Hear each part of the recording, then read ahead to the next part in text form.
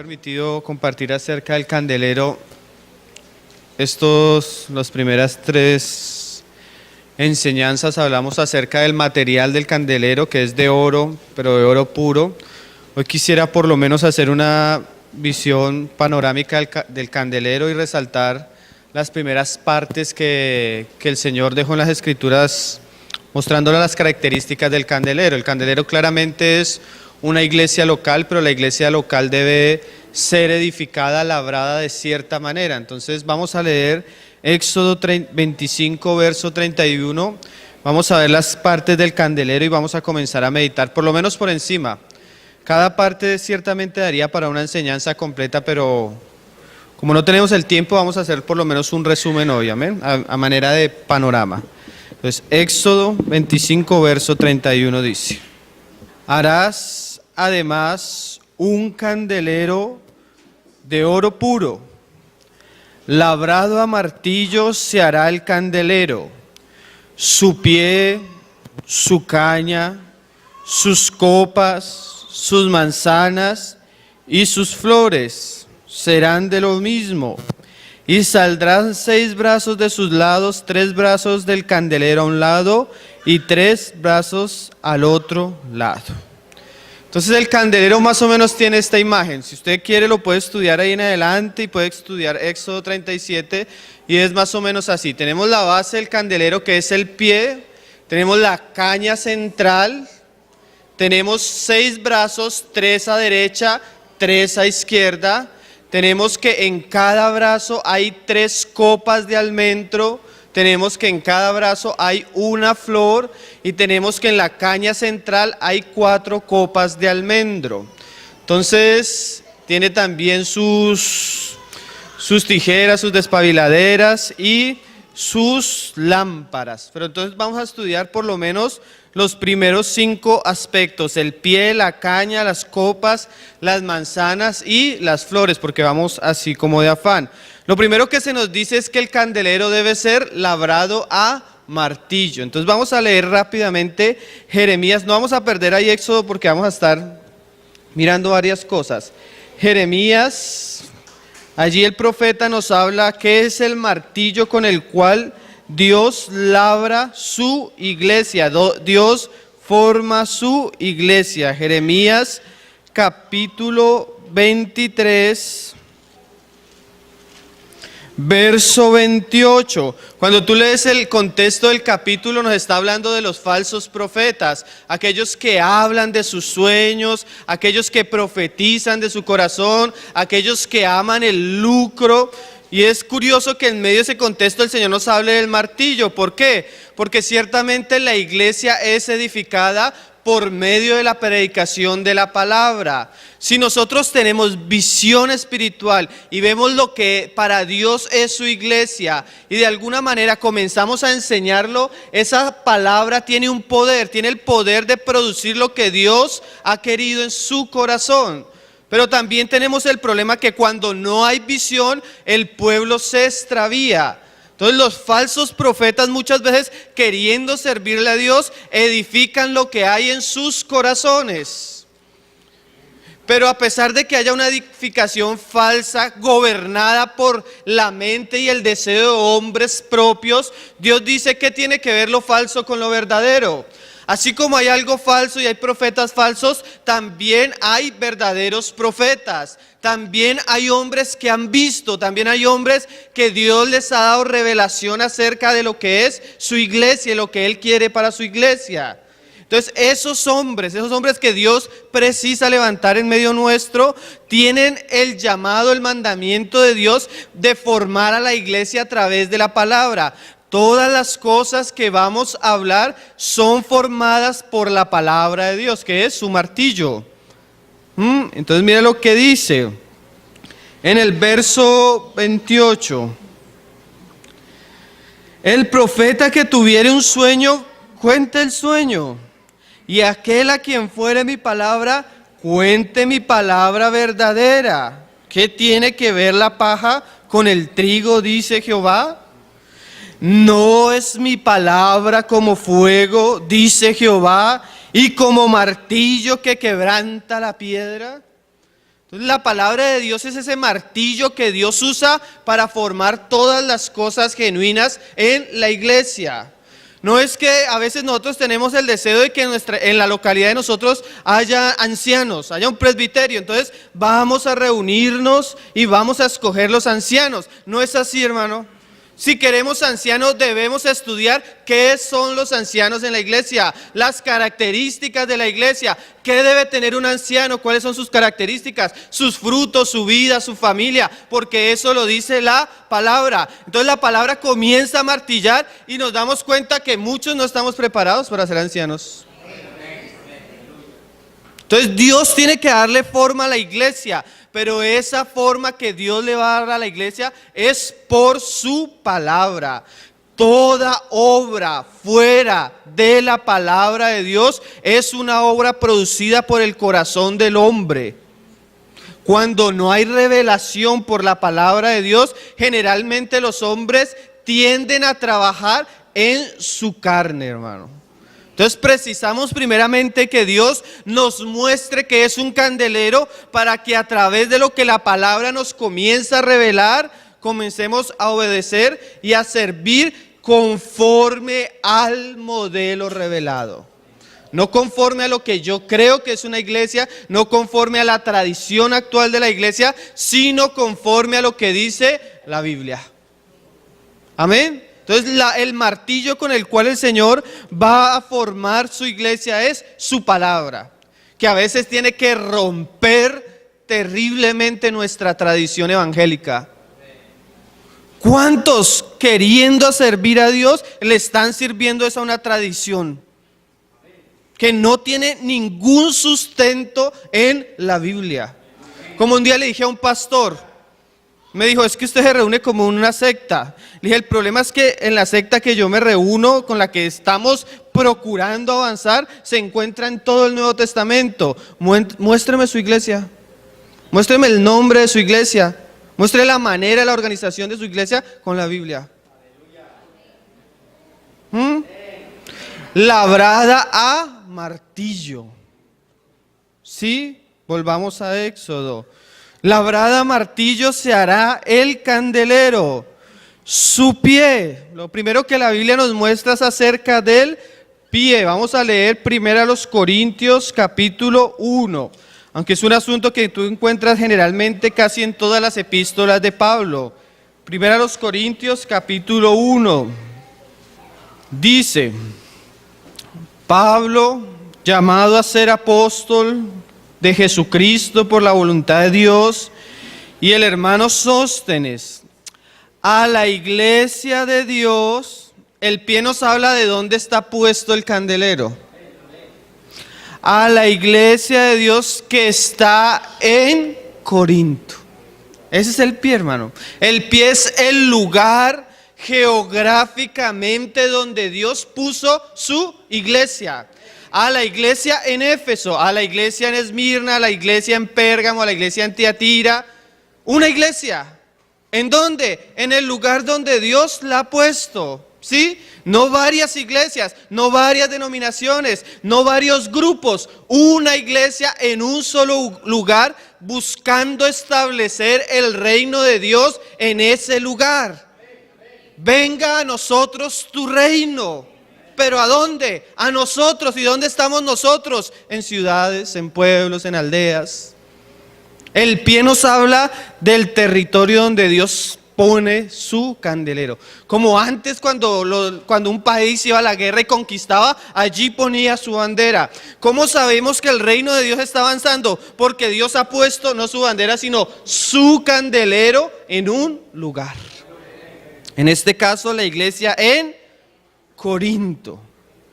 Tú no encuentras en la Biblia iglesias con nombre. El único nombre que tú encuentras en el Nuevo Testamento para la iglesia es el lugar donde ellos viven. A veces nosotros queremos, bueno, y es de nuestra época, pero Apocalipsis le dice a una iglesia, he aquí tú dices que tiene nombre de que vives y estás muerta. Hermano, nosotros debemos ver una cosa, no es solo el nombre divide. El nombre divide. Así estemos defendiendo la doctrina más fundamental de la Biblia, Dios nunca mandó dividir a su pueblo. Ni por nombres, ni por hombres. Y eso es algo que vamos a ver más adelante. La iglesia que está en Corinto, a los santificados, no un lugar de reunión, sino personas que están en Cristo Jesús, llamados a ser santos con todos los que en cualquier lugar invocan el nombre de nuestro Señor Jesucristo, Señor de ellos y nuestro. Entonces el pie nos habla de esto. Un día el Señor vinieron a buscarle unos griegos y viene, se le acerca a unos discípulos y como para que hablara con los griegos, y el Señor les dice, como si no fuera el tiempo, les dice, miren, es necesario que el grano caiga en tierra. Hermano, ¿dónde cayó usted? Diga, en Cali, en Barranquilla, en Valledupar. Ahí lo puso el Señor. Ese es el lugar para usted. A usted le pueden parecer otras iglesias muy bonitas, pero ahí donde Dios lo plantó es el lugar que Dios escogió para que su vida con otro grupo, con la comunión del cuerpo en ese lugar, dé fruto. Pero para que el pie se establezca, el grano debe caer y morir. La vida de iglesia nos lleva a morir. Generalmente Dios va a poner condiciones aún en la iglesia donde el Señor nos ha puesto, que van a tratar profundamente con nosotros, nos van a llevar a morir. Nosotros en Bogotá tenemos un privilegio que puede volverse un problema. Las iglesias están pegadas, muy pegadas. Si tú no conoces la administración de Bogotá, no vas a identificar hasta qué punto llega la localidad y hasta qué punto está la otra. Entonces muchas veces tenemos el caso de hermanos que no les gusta estar en su localidad, sino que les gusta estar en otras localidades. Que no se reúnen en su localidad, sino se reúnen en otras localidades. Una vez le pregunté a un joven que por qué hacía eso y dijo, no, es que en mi localidad son puros viejitos. Hermano, amarás al Señor y a tu prójimo. ¿Cuál es tu prójimo? Con los que el Señor te ha puesto a vivir. Hermanos, yo no creo, yo no confío en un hermano que en su localidad no sirve y sirve en otros lados. No solo no confío, no solo no creo, me parece peligroso. Nosotros debemos fijarnos cómo es la conducta de los santos, primeramente, dónde viven. Hermanos, si a nosotros donde vivimos todavía el Señor no nos ha permitido, porque eso lo hace el Señor, no nos ha abierto puertas, no nos ha dejado comenzar a servir, no deberíamos salir a servir a otros lados. Primero comienza el trabajo donde vivimos. Si los hermanos donde vivimos todavía no aceptan lo que el Señor me ha dado, yo debo morir y esperar el tiempo en que el Señor me haga primeramente puertas donde Él me ha puesto. Porque a veces los hermanos salen y ni siquiera de donde salen son enviados. Ni siquiera donde vive se les reconoce. Una vez una hermana me decía, es que el hermano predica bonito. Le dije, hermana, si tú vieras lo que piensan los santos con los que él vive, te darías cuenta que una predicación bonita la puede hacer cualquiera. Nuestro testimonio en la localidad, nuestro trabajo en la localidad, nuestro morir por el testimonio donde Dios nos ha puesto, nos habla del pie. Una vez, imagínense al hijo de Jacob, José, el hijo preferido del padre, lo vistió de túnicas, lo tenía privilegiado entre sus hermanos, pero el Señor dijo, no es Canaán para Josué, yo necesito hacer algo con Josué, lo voy a plantar en Egipto. Y después de que pasa todo ese proceso, dice Josué, cuando tiene José a sus hijos, uno se llamó Manasés y el otro se llamó Efraín. ¿Saben qué significa Efraín, hermanos? Dios me ha hecho fructificar en el lugar de mi aflicción. Nuestra localidad es el lugar que Dios escogió para nuestra aflicción, para nuestro trabajo, pero también debe ser el lugar donde Dios haga fructificar lo que ha puesto en nuestras manos. De eso nos habla el pie del candelero. Segundo asunto, después del pie se nos habla de la caña. Más adelante el verso dice que es la caña central, es la caña que sostiene todo y de la cual sale todo. Claramente es una figura de Cristo. Vamos a leer ahí 1 Corintios capítulo 3, verso 4. En Corintios tenían los santos un problema. Yo soy de Pablo, yo soy de Pedro, yo soy de... Entonces comenzamos a dividirnos. Como si de alguna manera lo más importante en una iglesia fuera Pablo, fuera Pedro, fuera Apolos. Mira lo que el mismo Pablo les dice. 1 Corintios 3, 4. Porque diciendo el uno, yo ciertamente soy de Pablo, el otro soy de Apolos, ¿no sois carnales? ¿Qué pues es Pablo y qué pues es Apolos? Oye, hermano, esto es una frase que entre nosotros a veces no suena muy duro, pero dile eso a un pastor. ¿Quién es el pastor? ¿Quién es Pablo? ¿Quién es Apolos? Hermanos, los hombres pasan. Lo único que sostiene verdaderamente a la iglesia es un hombre glorificado. Cristo el Señor es el que produce todas las cosas genuinas en la iglesia. Él es la caña central, Él es lo que no puede faltar. Tú y yo podemos faltar y las cosas van a seguir. Pablo podía faltar, Pedro podía faltar, lo que no podía faltar era el fundamento, que era Cristo. Hay algo central en medio nuestro y no es nuestro ministerio, hermano. Es Cristo. Es la columna de Dios. Es el hombre escogido por Dios. Y mira lo que dice Pablo. ¿Qué pues es Pablo? Hermanos, en la iglesia solo hay una cabeza y solo hay un Señor. Los demás son servidores. Hermano, nosotros podemos trabajar en un lugar, predicar en un lugar, sufrir en un lugar, morir por el testimonio de ese lugar y nunca dejaremos de ser siervos. Nunca podemos pasar del estado de siervos a señores. Eso solo le pertenece a Cristo. Él es el Señor de señores. Porque hoy en día aún el término siervo parece que fuera como señor. No, hermano, esclavo, servidor. Dice, porque diciendo uno, ¿qué pues es Pablo y qué es Apolos? Servidores, por medio de los cuales habéis creído. Y eso según lo que a cada uno concedió el Señor. O sea que Pablo hizo algo, Apolos hizo algo, pero era según la concesión del Señor.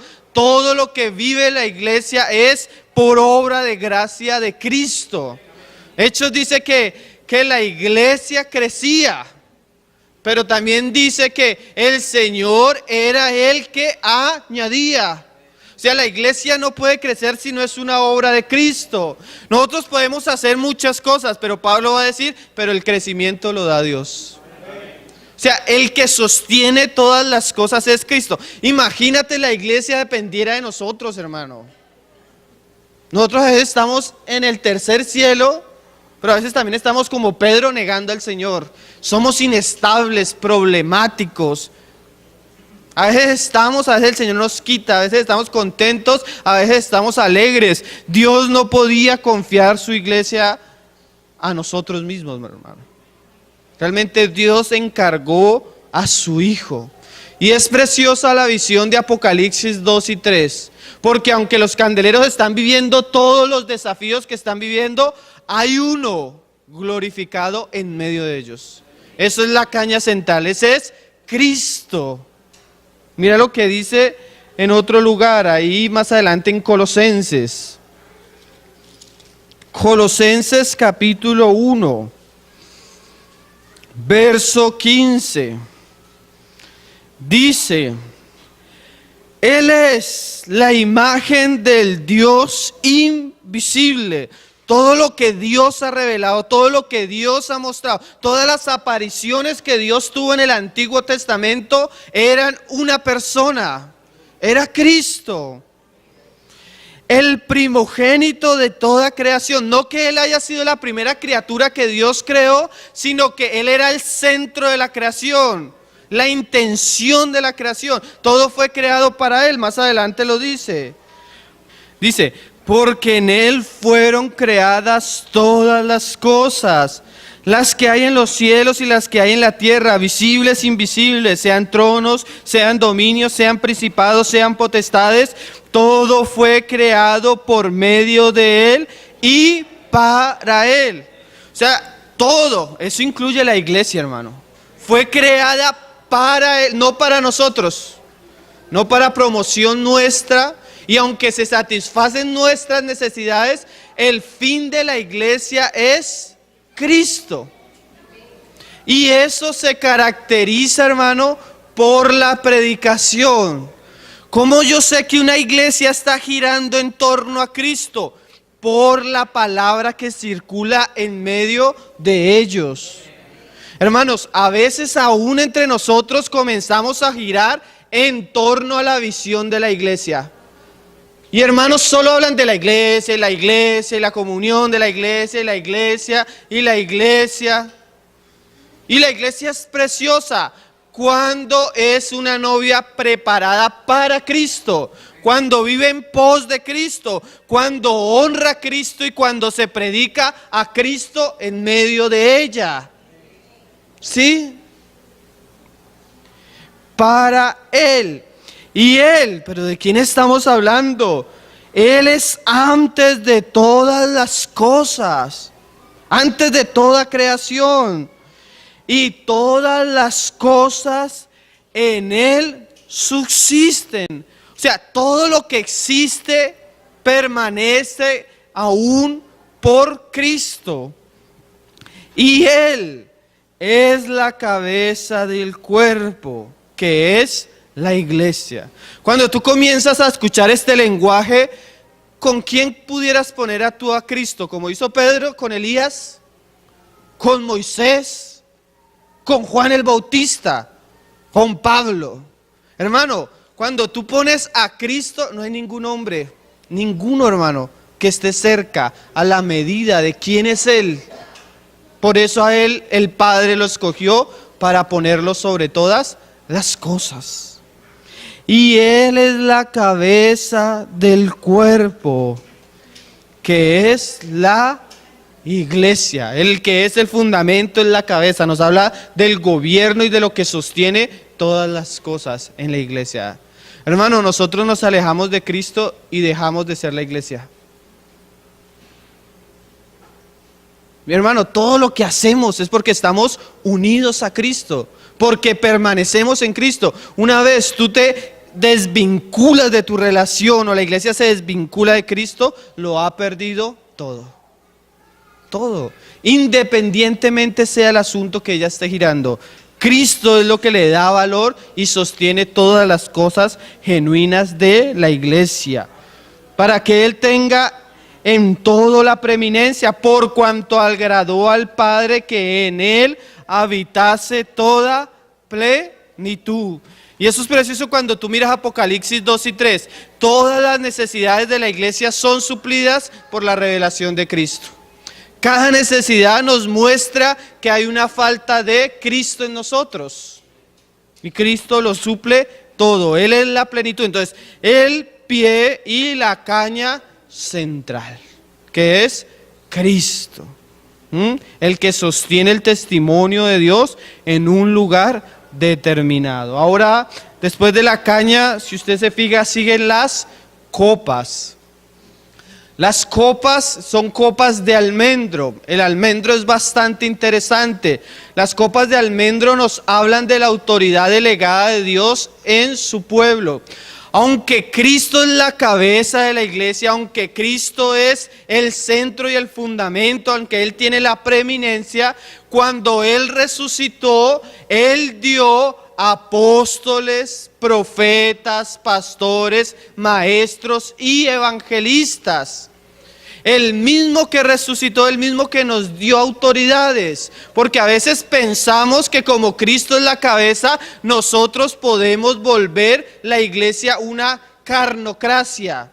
Entonces hacemos lo que en nuestra carne nos parece. Porque aunque Cristo es la cabeza, Él mismo ha delegado autoridad. Y de eso nos hablan las copas de almendro. Vamos a leer un pasaje ahí en Números, capítulo 17. Todos conocen la rebelión de Coré, Datán y Abirán, ¿sí? En medio del pueblo de Dios, Dios había escogido a Moisés y lo había mandado con Aarón. Ellos comienzan un ministerio, Dios respalda el ministerio de ellos, pero en el camino algunos que también servían se rebelaron contra la autoridad delegada. Entonces Dios le dice a Moisés que escoja una vara entre cada una de las tribus de Israel y que esa vara la lleven a la presencia de Dios, y la vara que reverdezca es el hombre que Dios ha escogido. Nosotros debemos ver que Aarón y Moisés eran escogidos. Hay personas que desde su nacimiento de nuevo, tú puedes notar que tienen un llamado especial en medio de la iglesia. Hay un fructificar, hay un servicio del Señor que a veces el Señor respalda y bendice. Asimismo también tú notas cuando hay hombres que sirven en su fuerza, en su carne, porque se nota, hay un fruto. Lo que hacemos en la carne huele a la carne, huele al viejo hombre, hay problemas, hay críticas, pero lo que es del Espíritu tiene un respaldo de Dios. Pero llega el momento en que el Señor permite la crítica, y siempre la crítica, aunque Dios no la promueve, aunque Dios no promueve la rebelión, es buena. ¿En qué sentido? En que nos saca a ver si realmente la autoridad es de Dios o no es de Dios. ¿Cómo sabemos que un hombre es de Dios? Pues Dios va a permitir que vengan las pruebas en contra del ministerio de este hombre para mostrarnos si es de Dios o no es de Dios. ¿Sí? Hermanos, nosotros podemos tener un llamado, ser Juan el Bautista en nuestra época, pero si Dios nos ha puesto, Él va a permitir que lo que Él nos ha dado sea puesto a prueba, sea criticado, sea menospreciado, sea juzgado. Entonces sí, el Señor nos ha puesto tal vez a servir, pero tal vez para poder servir va a haber momentos donde Él nos expone a la crítica, a la desaprobación, al espíritu rebelde, ¿sí? Y es bueno. ¿Por qué? Porque eso va a probar si es de Dios. ¿Cómo sabemos si es de Dios o no es de Dios?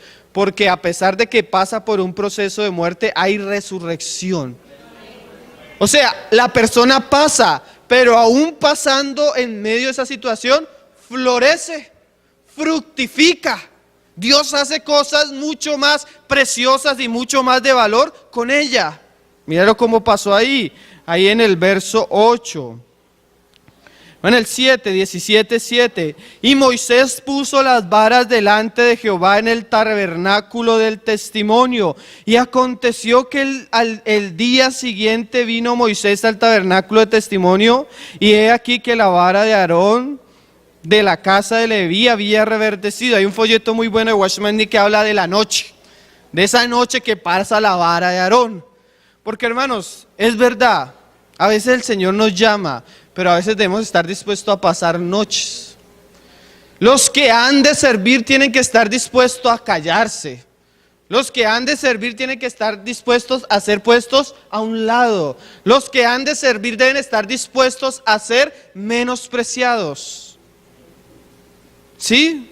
El que no está dispuesto a morir, tampoco debe estar dispuesto a experimentar la resurrección, hermano. La muerte es necesaria para que lo que es de la vida de resurrección florezca en nosotros. Y vamos tal vez a llorar sentados, y vamos tal vez a pasar circunstancias desagradables, pero es necesario. para enseñarnos que si el Señor nos ha puesto ahí, no nos va a sostener nuestra fuerza ni nuestra carne, sino una vida mayor, la vida de Cristo resurrecta, que nos va a capacitar constantemente para hacer y ocupar el oficio que Dios nos ha mandado. Y dice que y aquí que la vara de Aarón de la casa de Leví había reverdecido y echado flores, y ahorita también vamos a hablar de las flores, y había arrojado renuevos y producido almendras. Ahí está la copa de almendro. Entonces sacó Moisés todas las varas de delante de Jehová a todos los ojos de Israel, y ellos vieron y tomaron cada uno su vara. O sea, el pueblo fue testigo de que Dios había escogido a Aarón por medio del fruto que produjo la experiencia de Aarón. No es que yo me impongo, es que la vida de Cristo, si me ha llamado para algo, ella se expresa por medio de frutos y de obras. Y como se dice de Samuel, desde Dan hasta Berseba supo Israel que Samuel era profeta de Dios. En medio de las críticas, en medio de la prueba, Dios va a manifestar un fruto, y ese fruto va a callar las críticas del pueblo. ¿Qué calla la crítica del pueblo? Nuestras obras que muestran el poder de la resurrección. Punto final. No es que yo me pongo, que yo me quito, no es que alguien me promueve o no me promueve. Mis obras, mi fruto, mi ministerio debe ir acompañado del poder de Dios, que hace que su palabra y lo que Él me ha puesto a hacer sea cada vez más abundante, más vivo, más lleno de Cristo, más edificante, que el Señor lo usa y mueve y prospera. ¿Sí? Eso es evidencia de que Dios ha puesto una autoridad, no para que gobierne, aunque gobierna, sino para que sirva, pero en su servicio exprese la vida de Cristo fructificada. Amén. Copas de almendro. Y dice: y Jehová dijo a Moisés: vuelve la vara de Aarón delante del testimonio, para que se guarde por señal a los hijos rebeldes, y hará cesar sus quejas de delante de mí, para que no mueran. Si bien Dios no promueve la rebelión, la permite, pero pone este ejemplo como evidencia para mostrarnos que una de las cosas que más trae muerte a la vida espiritual de la iglesia son las quejas, son las contiendas, son el chisme en medio nuestro. Si Dios ha puesto un hombre, hermano, donde tú vives o en la obra de Dios, y realmente Dios lo ha puesto, tú te estás metiendo en un problema cuando te metes con él, hermano. Y no estamos hablando del ungido, ni que no toques al ungido. Estamos hablando de que Dios sí tiene autoridades. Y los que están en el Espíritu, aunque no haya un nombramiento visible, siempre que llegamos a un lugar, reconocemos cuáles son las personas que Dios ha puesto. Hay una vida, hay un servicio, hay un trabajo, hay un ministerio. Y el Señor nos guarde de levantarnos en quejas contra Él. Dice, no me acuerdo, creo que es Pedro, le dice a los hermanos: sométanse a sus pastores, para que no sea gravoso su ministerio. Sí, porque hay hermanos que nunca han servido, pero a todas horas están quejando, a todas horas están criticando, a todas horas no van a las reuniones, no se consagran, no oran por la iglesia, pero hay una crítica constante. Sométanse, hermanos. 7 cosas abomina Jehová, y aún 8. Y entre esas es el hermano que produce contienda. Esa boca serpentina, hermano. Ese hermano que causa divisiones. Después de 2 o 3 amonestaciones. Hermano, ten cuidado, porque lo que estás hablando causa problemas en la iglesia. No escuchó. Otra vez: hermano, ten cuidado, porque tu actitud es una actitud divisiva de la carne. No escuchó. Después de la segunda o tercera vez, desecharle, porque el tal puede corromper la iglesia, hermano. Miren, hermanos, Coré, Datán y Abirán mataron más judíos que Faraón.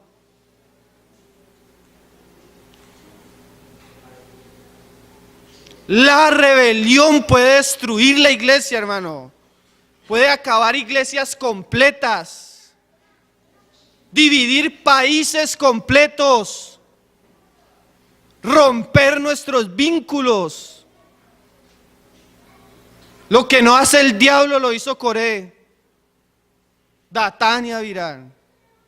¿Sí en lo serio? Es una señal, la copa de almendro en el candelero es una señal para los rebeldes. Entonces, después de 2 o 3 veces, si el hermano no ha caído en cuenta, deséchale, porque el tal se ha pervertido. Y se ha corrompido y no sabe lo que hace, dice Pablo. A veces debemos primar a la iglesia que a ese miembro que corrompe a la iglesia. Porque a veces en esa actitud de amor, de no, dejamos que la serpiente se entre y seduce y destruye. Después de 2 o 3 veces. ¿Sí? Y dice: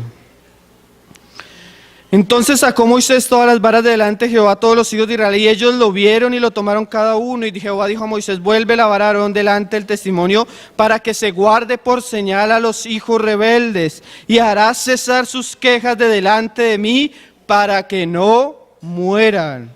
E hizo Moisés como le mandó Jehová, así lo mismo. Hay otro pasaje que nos habla de la vara de Aarón, ahí en el libro de Jeremías, en el profeta Jeremías, que nos habla un aspecto bien precioso de la autoridad. Nosotros cuando estudiamos en el Nuevo Testamento la autoridad en la iglesia, encontramos que la autoridad tiene 2 aspectos: el presbiterio y los diáconos, los pastores o ancianos y el diaconado. Unos gobiernan y sirven en las cosas materiales, los otros gobiernan los asuntos espirituales de la iglesia. La diferencia entre los ancianos y los diáconos, cuando tú lees 1 Timoteo 3, es que los ancianos tienen ministerio de la palabra. Esta es la gran diferencia. Los diáconos son puestos para servir, pero no se les ha dado el ministerio de la palabra. ¿Sí? Y mira lo que dice Jeremías capítulo 1, verso 11.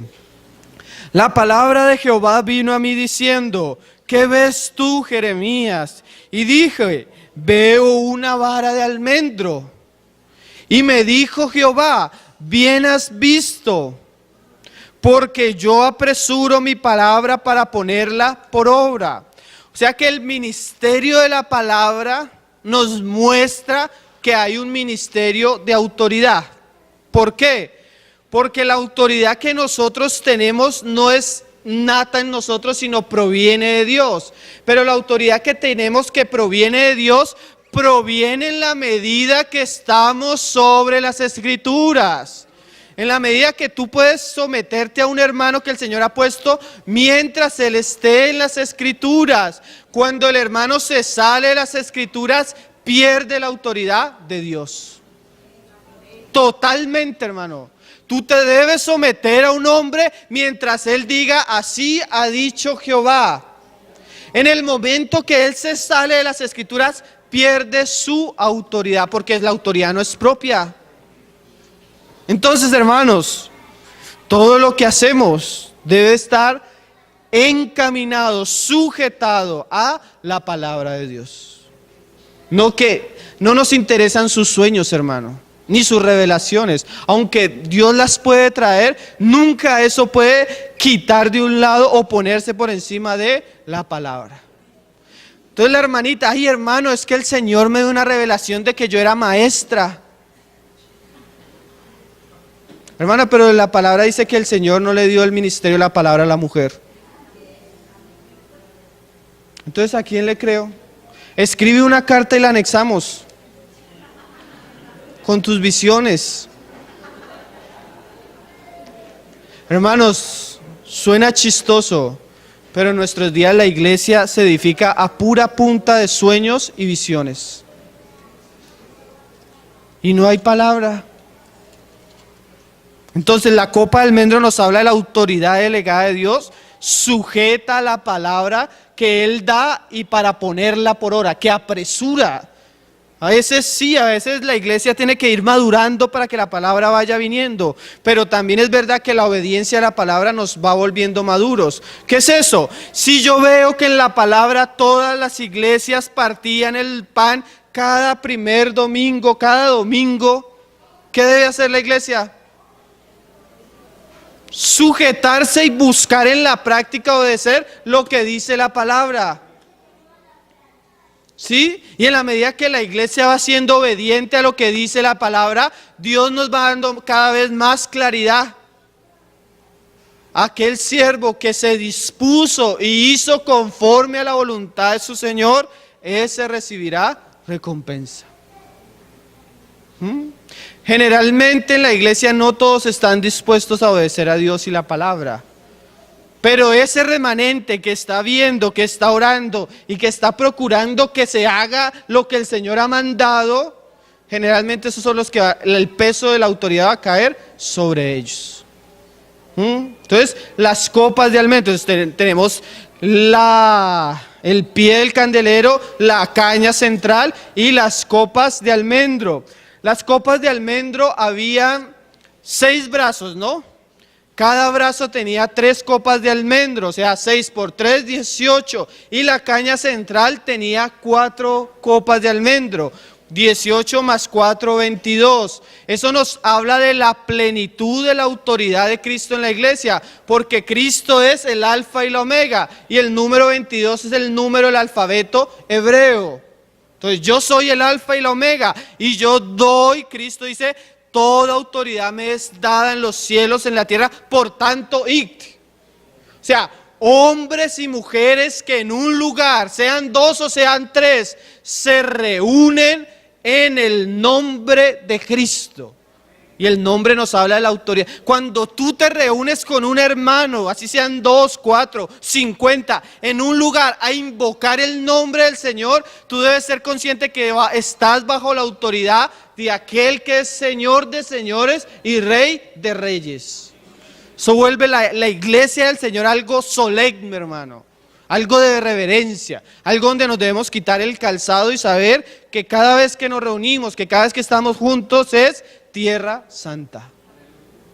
Eso nos vuelve delicados, reverentes. Amén. Después de las copas tenemos las manzanas.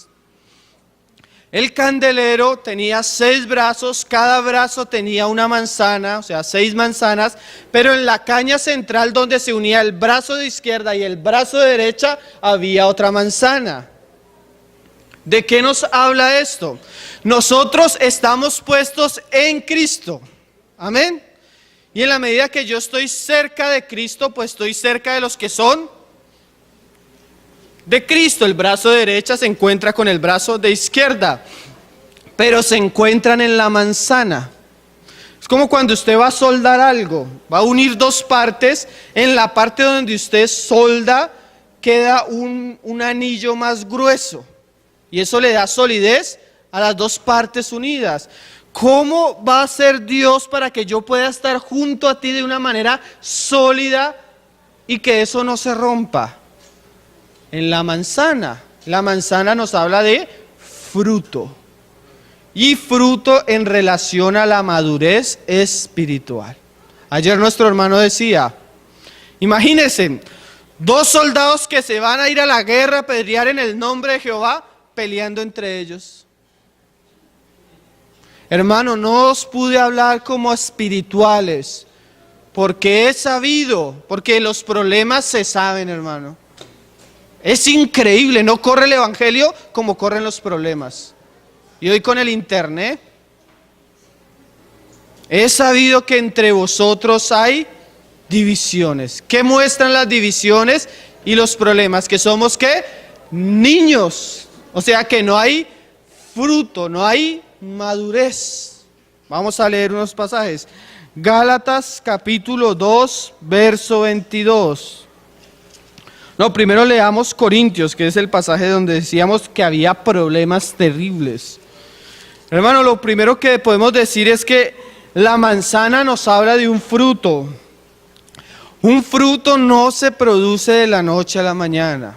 Cualquiera que trabaje la tierra sabe que el fruto es el producto de un trabajo.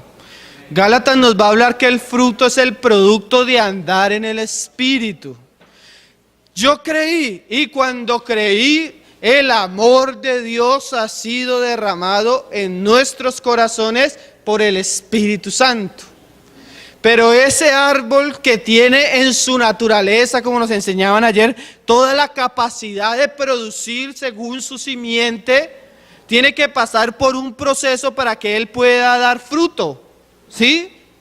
Entonces creemos que el amor está en nosotros, pero también creemos que las experiencias diarias y las situaciones con Cristo, tomados de la mano de Cristo, van a producir algo genuino en nosotros, madurez. Madurez en relación a carácter, fruto espiritual, pero no en relación a que yo tengo 50 convertidos, no. Sino en relación a que cada vez que yo he crecido y he andado en el Espíritu, he visto como el amor de Cristo se forma en mí, la paciencia de Cristo, la longanimidad de Cristo, la templanza de Cristo. Fruto, ¿sí? Pero fruto de carácter. Entonces mira lo que dice Pablo ahí en el capítulo 13 de Corintios, capítulo 13. Dice Pablo: si yo hablase lenguas humanas y angelicales, 13:1, y no tengo amor, vengo a ser como metal que resuena, o címbalo que retiñe. Hermanos, y de verdad se los digo de todo corazón, hablar de amor aquí es tan fácil, de verdad. Yo les podría decir que los amo de todo corazón. Y es verdad, hermanos. Pero hablar de amor en el lugar donde el Señor nos ha puesto, con el hermano que es bien difícil, que es problemático, que es inconstante, que es carnal, que se duerme en las reuniones. Eso ya es otra cosa, hermanos. Eso ya habla de que para que eso se haga, se manifieste en nosotros, debemos pasar de las palabras. A veces queremos conquistar el mundo para Cristo, pero no estamos dispuestos a amar y a pastorear a nuestra esposa, a corregir y a educar a nuestro hijo, a ser paciente con la inmadurez de los hermanos. Y hablamos, hermanos, de verdad, el Señor nos guarde, pero en medio nuestro hay hermanos que tienen un ministerio de la palabra, de verdad, de profundidades en la palabra, hermano. Pero ¿de qué nos sirve hablar lenguas hasta angelicales, hermano, si no tengo amor? Y si tuviese profecía y entendiese todos los misterios y toda ciencia, y si tuviese toda la fe de tal manera que trasladase los montes, y no tengo amor, nada soy. Por eso yo decía al comienzo lo del pie, hermano. Yo puedo tener un ministerio, aún lo que hablábamos en estos días, yo puedo haber experimentado unas pruebas y haber salido airoso y tener una vida íntima con el Señor, pero si en eso no beneficia a la iglesia, ¿de qué sirve, hermanos? Si yo no estoy dispuesto a pagar el precio por mi hermano, a soportarlo, a tolerarlo, a ser paciente, a abrirle las puertas de mi casa, a responderle las preguntas, a orar cuando está pecando, a orar cuando está en el mundo, si yo no estoy dispuesto a sufrir por eso, ¿de qué me sirve saber tanto? Miren, hermanos, nosotros hemos tenido experiencias de hermanos que van. Y a veces como que, bueno, los campamentos llegan así como todos celestiales, pero con el tiempo se va perdiendo y tú comienzas a ver lo que vuelven al mundo, que están entre dos caminos, en el mundo y en la iglesia, pecando y comiendo la cena. Y yo he tenido la experiencia de que sin estarlo buscando, caminando, me encuentro con el hermano en sus fechorías. Así que lo veo y hasta me da como, uy, Señor, no quiero ver. Y muchas veces he escuchado al Señor cuando me siento como herido, porque a veces uno se siente herido porque las personas no caminen como deberían caminar. Y el Señor siempre nos dice, ¿y qué vas a hacer? Y siempre me acuerdo de Moisés, que Moisés se ponía entre Dios y el pueblo a orar. El amor todo lo soporta. Uf, todo. El amor no deja de ser. O sea, es algo que permanece, es un fruto verdadero, es una manzana. Eso es amor, hermano. Claro, debemos tener conocimiento y ojalá pudiésemos entender todas las profecías. Pero si no tengo amor, hermano, si no tengo amor, los brazos no van a poder estar juntos. Porque lo que une los brazos en la caña central son las manzanas. Tarde o temprano, cuando no hay madurez espiritual, se quiebran los brazos. Como dijo el Señor ahí en Juan 15, el que no permanece en mí y no da fruto, o sea, no se forma el carácter de Cristo en él, es cortado y es echado fuera. Miren, hermanos, muchos hermanos se apartan porque en su corazón no han aprendido a soportar y amar a los santos. La falta de amor hace que muchos no permanezcan donde están y salgan. Y comienzan como vagabundos deambulantes, de aquí para allá, de aquí para allá. Fruto, el fruto le da estabilidad a la iglesia. Las personas maduras regulan la iglesia, guardan a la iglesia de problemas, guardan a la iglesia de divisiones, se ponen entre los hermanos y regulan la comunión. Sí, porque no quiere decir eso que vamos a permitir entonces que la carne se vuelva, la reunión se vuelva un momento de la carne donde los hermanos se dicen, no. Pero cuando hay madurez podemos pararnos y decir, hermanos, la reunión no es para esto. No es para discutir, no es para contiendas, nos reunimos para lo mejor, a estudiar la palabra, a orar juntos, a estar en torno de la muerte y la resurrección de Cristo. Con corazón puro, vamos a callarnos. Mujeres, vamos a callarnos. ¿Sí? Debe haber hermanos que regulen la comunión, que no permitan que en la comunión del cuerpo haya contiendas, sino que estabilicen, y eso lo trae la madurez. Bienaventurados los pacificadores. Primeramente ellos experimentan la paz, pero que traen paz a la iglesia, o sea, reposo, solemnidad a la iglesia. No deja que la carne gobierne la comunión de los santos. De eso nos habla el fruto, las manzanas. Y dice,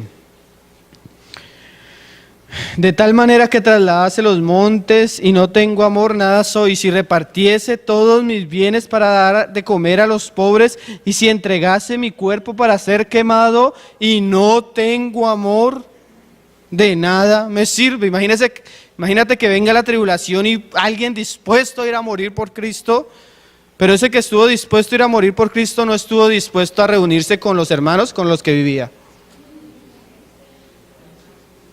Miren, hermanos, hay gente con talento para la música que compone, que hace y deshace, pero no pueden estar en medio de la comunión.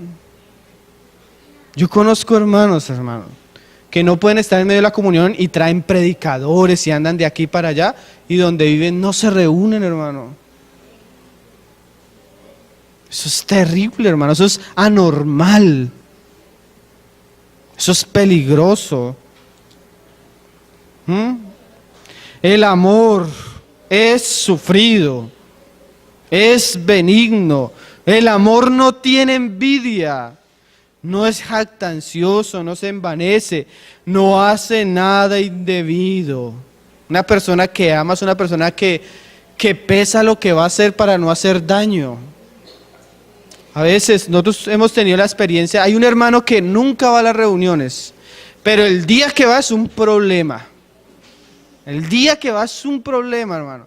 Entonces estás tú predicando y se levanta el hermano. Pues como tú ya lo conoces, ya sabes qué va a hacer. Comienza uno, y es que no sé qué, y es que no sé qué, y es que no sé qué. Entonces un día en una vez había un hermano joven al lado mío, y el hermano joven, como en ese celo del Señor, como que se iba a levantar a responderle. Y otro hermano lo cogió. Por amor a la iglesia, déjalo, hermano. Porque el uno se levanta en su carne, y si otro se levanta en su carne, ahí ya hay un problema. Para que haya un problema deben haber dos, hermano. El otro hermano lo cogió, no, déjalo. ¿Ya habló, hermano? Bueno, vamos a seguir. No le pusimos cuidado. Hemos aprendido a dejar lo que quiere desahogarse, desahóguese.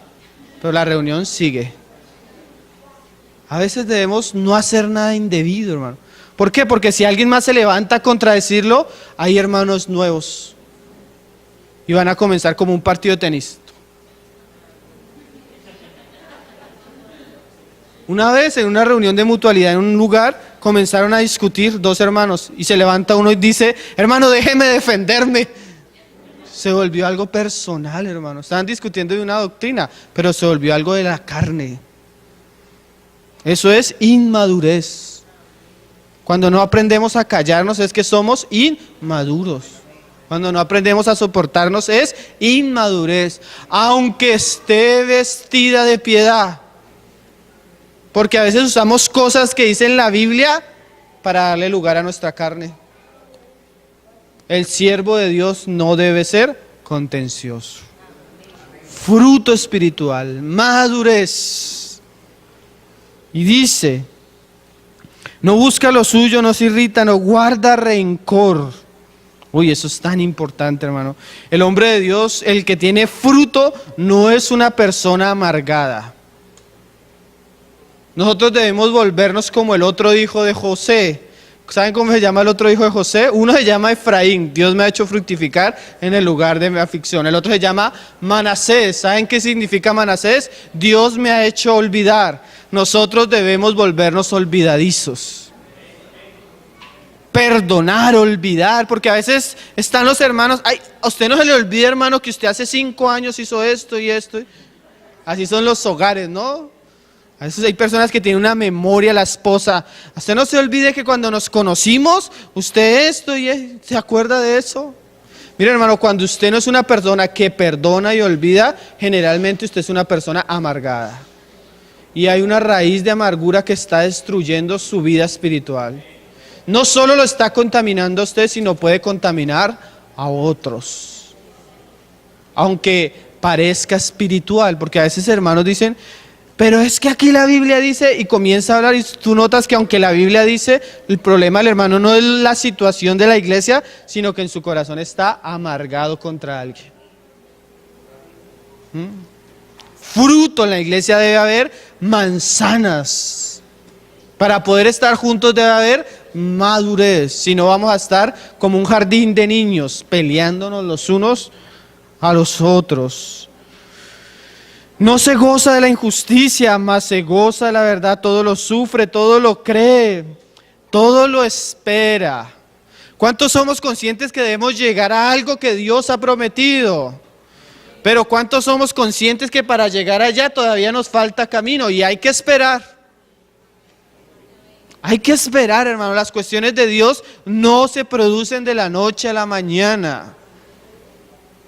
Como el labrador que siembra la tierra y espera con paciencia la lluvia temprana y la lluvia tardía. Hay cosas que vienen rápido, la lluvia temprana. Hay cosas que se van a demorar, hermanos.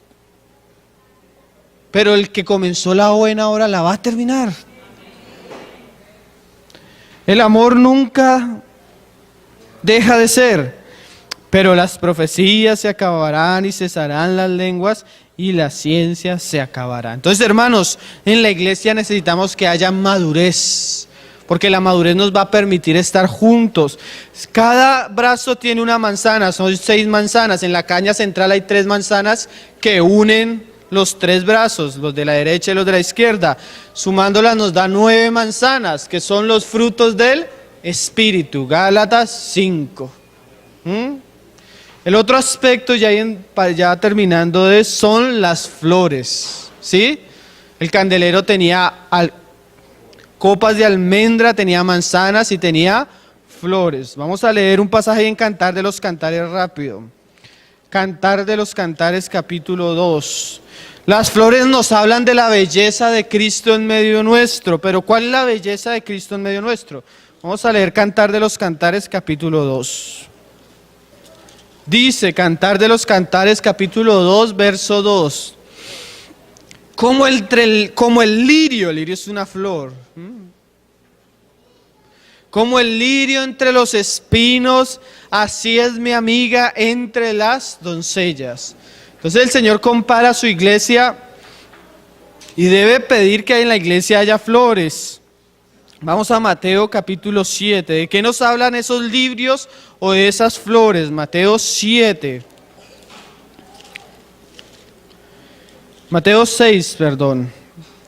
Ahí donde subtitula Reina Valera el afán y la ansiedad. El Señor le está enseñando a sus siervos que no deben afanarse ni estar ansiosos por nada, ni por la comida, ni por el vestido.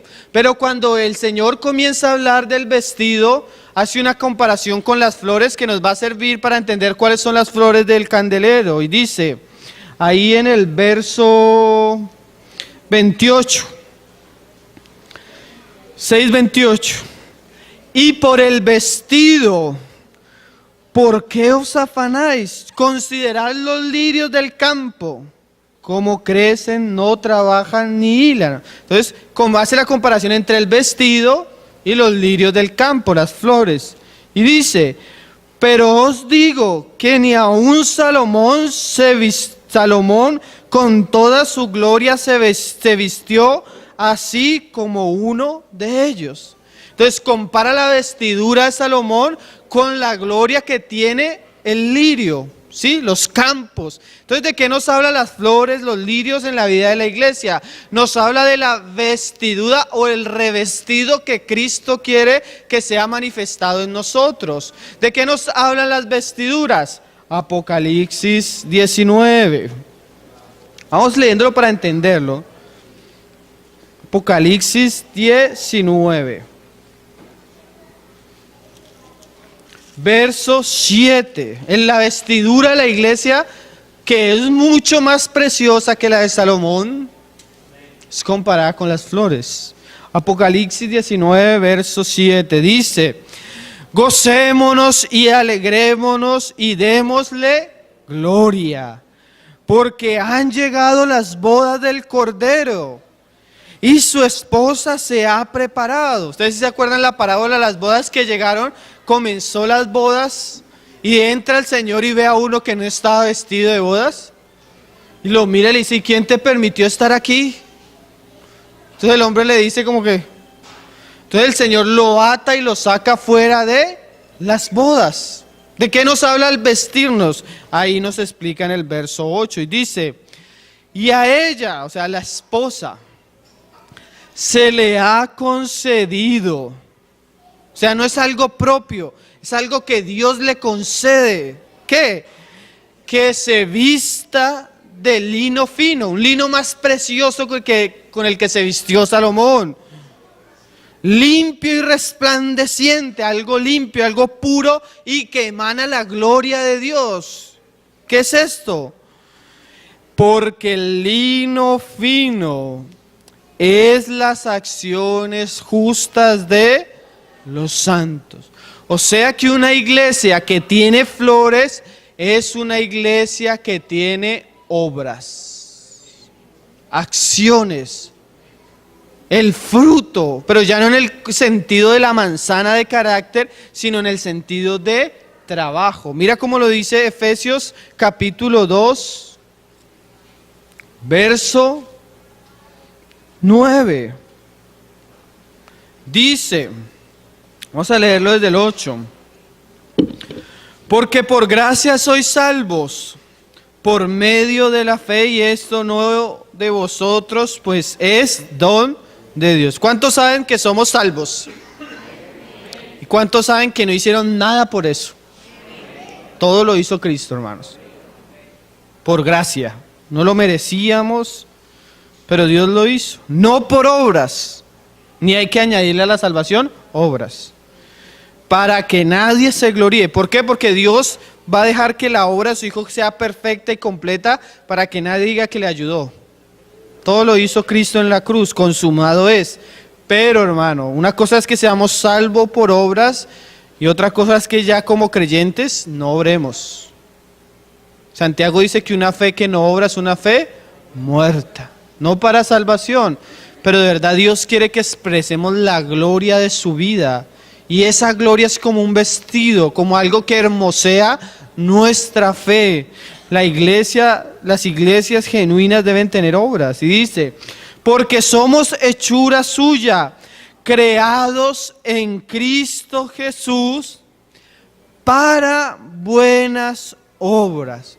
O sea, Dios tiene algo preparado para nosotros que nos va a conceder, y ese es el objetivo de nuestra salvación, las cuales Dios preparó. O sea, no es que venimos, Señor, mira, yo quiero hacer esto, yo quiero hacer esto, yo quiero hacer esto, sino que en la medida que yo estoy con Cristo y camino con Cristo, comienzo a preguntarle a Cristo cuál es la parte o cuál es la función que Él quiere para mí.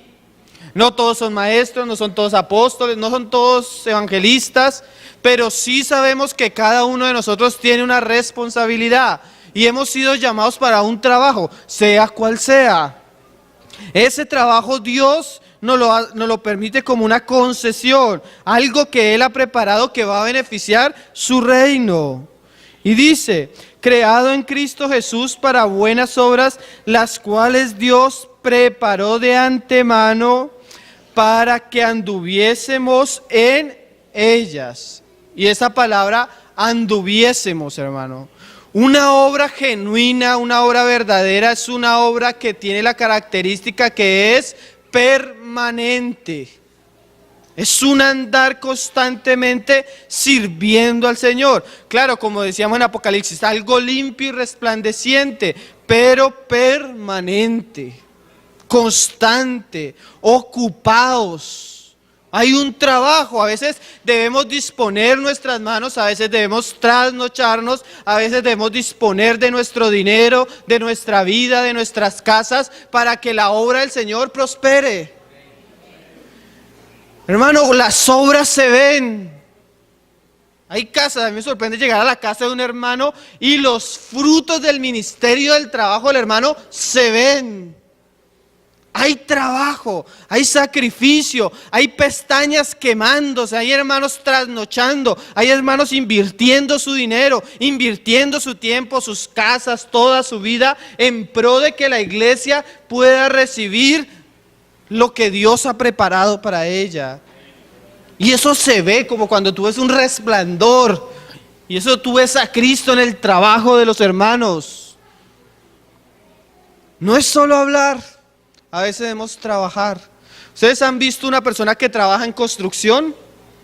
Las manos son manos gruesas, son manos fuertes y son manos que tienen cicatrices. Así es, ¿no ha visto? Hermano, un hermano que trabaja es un hermano que se ve su trabajo, las cicatrices de su trabajo, que es visible, hermano. Santiago le decía al hermano, bueno, ¿tienes fe? Sí, tengo fe. Muéstrame tus obras. Muéstrame tus obras. ¿Qué has hecho? ¿Qué hiciste este último año para el Señor? Estos últimos 2 años, estos últimos 3 años. No, hermano, he estado orando. Sí, tú puedes orar, pero el orar te va a llevar a hacer algo. He estado estudiando, he estado consagrándome, he estado leyendo, pero eso te debe llevar a hacer algo.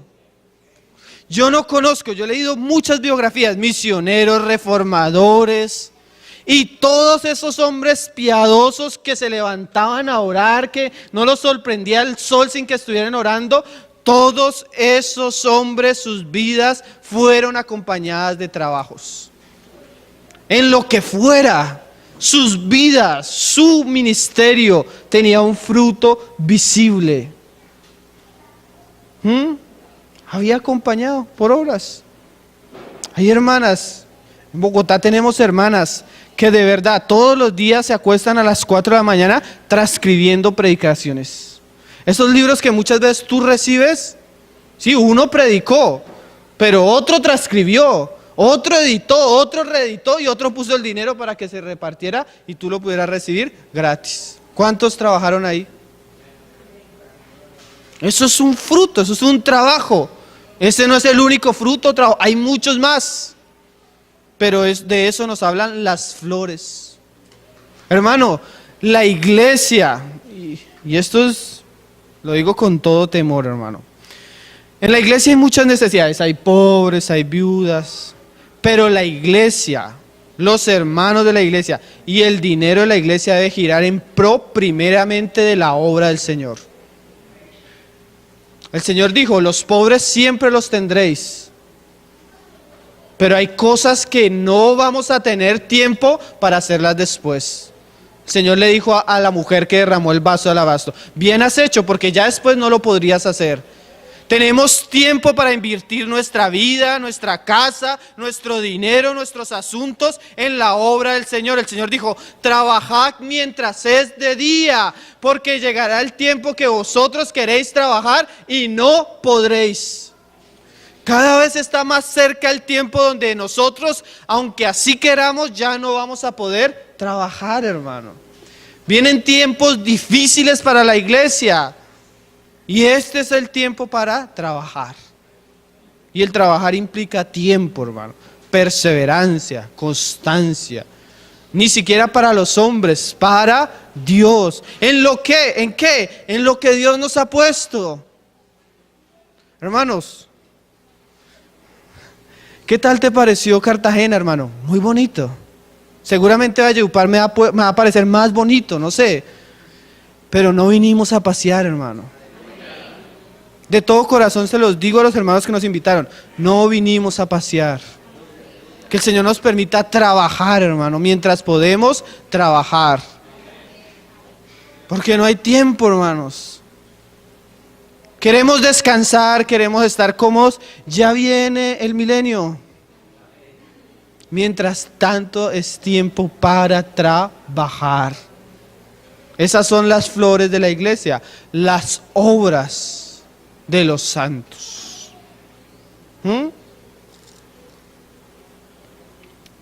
Hermanos, la caña central, los brazos, 6 brazos más la caña central, el hombre pleno realizado, el 7, el hombre en Cristo cumpliendo el propósito de Dios aquí en la tierra.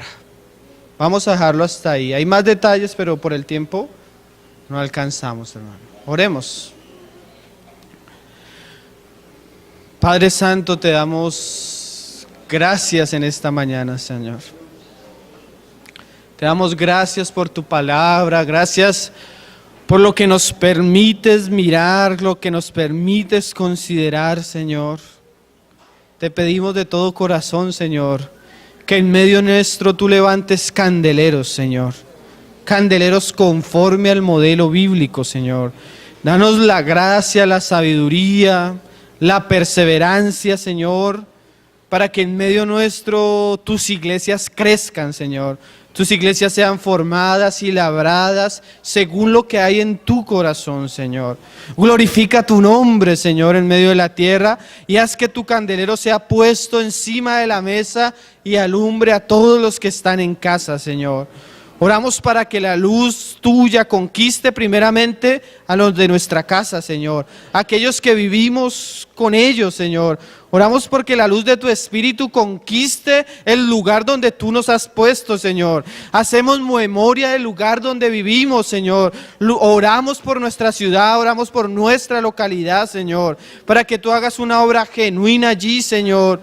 Para que en medio del desierto, Señor, tú hagas fructificar tu vida, Señor, para que tú añadas, Señor, para que tú des crecimiento a la iglesia y madurez, Padre. Ayúdanos, Señor, que esto que hemos considerado no quede más como una enseñanza, Señor, sino que tú la traigas a memoria, que nos hagas meditar en ella, que nos hagas ser conscientes, Señor, de lo que tú quieres para nosotros, Señor. Oramos los unos por los otros, Señor, para que tú afirmes y establezcas, Señor, lo que tú estás haciendo, Padre. Te lo pedimos en el nombre glorioso de tu Hijo Jesús, Señor. Y adorar a ti, Cordeiro de Deus, adorar.